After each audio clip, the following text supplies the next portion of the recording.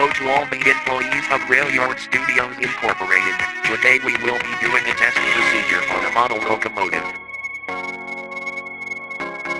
First you need to clean the wheels. Make sure to clean the dust off to prevent jamming the wheels and not work properly. Great job. Now that we cleaned the wheels, let's move to movement test. Place the model locomotive onto the tracks to test the movement.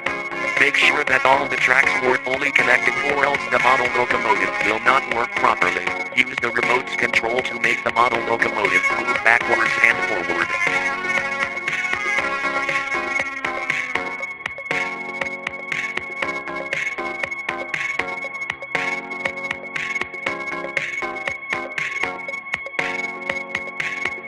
Great job. Now that the model locomotive was moving properly, let's move on to the eye movement test. First take off the model locomotive's